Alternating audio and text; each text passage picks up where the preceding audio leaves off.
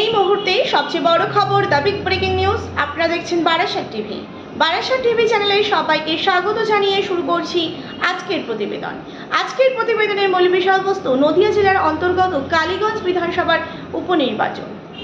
এই বাম কংগ্রেস জোট কেমন ফলাফল করবে এই উপনির্বাচনের ভোটে, এবং দেখা যাচ্ছে নদিয়া জেলার অন্তর্গত কালীগঞ্জ বিধানসভার মানুষ যদি শান্তি সুষ্ঠু পরিবেশে ভোট দেয় তবে কি এবার চিত্রটা বদলে যেতে পারে, এবং দেখা যাচ্ছে যে কোন রাজনৈতিক দল কত শতাংশ আসন পাবে তা নিয়ে কিন্তু এক প্রকার জল্পনা কল্পনা রাজ্য রাজনৈতিক মহলে।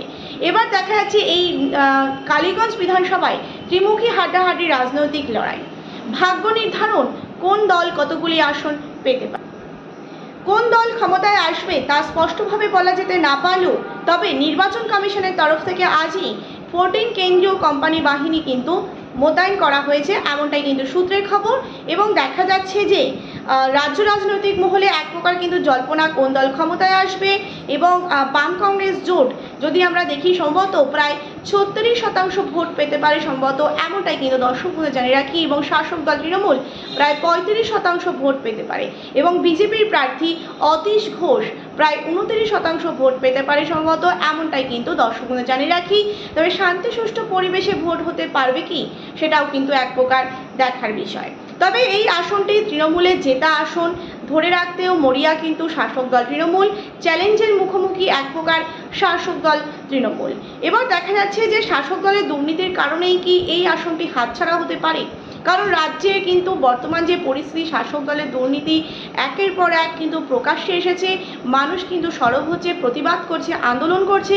তারই মাঝে যে উপনির্বাচন কালীগঞ্জে মানুষ কি এবার যোগ্য জবাব দেবে সেটাও কিন্তু একটা দেখার বিষয়। চ্যালেঞ্জের মুখে পড়েছে শাসক দল তৃণমূল।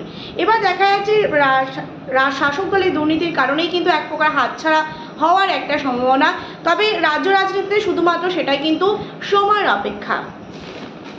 প্রিয় দর্শক বন্ধু, আপনারা দেখছেন বারাসাত টিভি। বারাসাত টিভি চ্যানেলে নতুন দর্শক হয়ে থাকলে অবশ্যই চ্যানেলটিকে সাবস্ক্রাইব করে পাশে থাকুন নতুন নতুন ভিডিওর আপডেট পাওয়ার জন্য। ভিডিওটি ভালো লেগে থাকলে অবশ্যই লাইক করুন, শেয়ার করুন, আপনাদের মতামত অবশ্যই কমেন্ট বক্সে কমেন্ট করে জানান।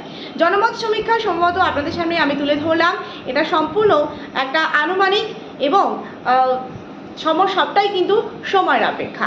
ভিডিওটি ভালো লেগে থাকলে অবশ্যই লাইক করুন, শেয়ার করুন, আপনাদের মতামত অবশ্যই কমেন্ট বক্সে কমেন্ট করে জানান।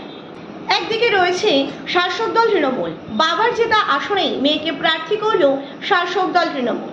কালীগঞ্জ বিধানসভার উপনির্বাচনে প্রার্থী ঘোষণা করেছে তৃণমূলের তরফ থেকে, এবং তৃণমূলের বিধায়ক নাসিরউদ্দিন আহমদের মৃত্যুর জেরেই এই উপনির্বাচন। বাবার জেতা আসনে মেয়েকে প্রার্থী করল শাসক দল। কালীগঞ্জ বিধানসভার উপনির্বাচনে প্রার্থী ঘোষণা, এবং কালীগঞ্জ কেন্দ্রে তৃণমূলের প্রার্থী আলিফা আহমেদ। প্রয়াত তৃণমূল বিধায়ক নাসিরউদ্দিন আহমদের মেয়ে আলিফা। 19শে জুন নদিয়ায় কালীগঞ্জ বিধানসভার কেন্দ্রের উপনির্বাচন, এবং 23শে জুন উপনির্বাচনে ফল ঘোষণা। একদিকে দেখা যাচ্ছে ত্রিমুখী হাড্ডাহাড্ডি রাজনৈতিক লড়াই, একদিকে রয়েছে শাসক দল তৃণমূল এবং অন্যদিকে রয়েছে বিজেপি এবং বাম কংগ্রেস জোটের প্রার্থী কবির উদ্দিন শেখ। তাহলে বলা যেতে পারে যে ত্রিমুখী হাড্ডাহাড্ডি রাজনৈতিক লড়াইয়ের জেরে কোন দল জয়ী হবে সেটা কিন্তু স্পষ্টভাবে বলা যেতে না পারলেও এই সমীক্ষার মাধ্যমে আনুমানিকভাবে যে প্রতিবেদনটি আপনাদের সাথে তুলে ধরলাম, প্রতিবেদনটি ভালো লেগে থাকলে অবশ্যই লাইক করুন, শেয়ার করুন, আপনাদের মতামত অবশ্যই কমেন্ট বক্সে কমেন্ট করে জানান।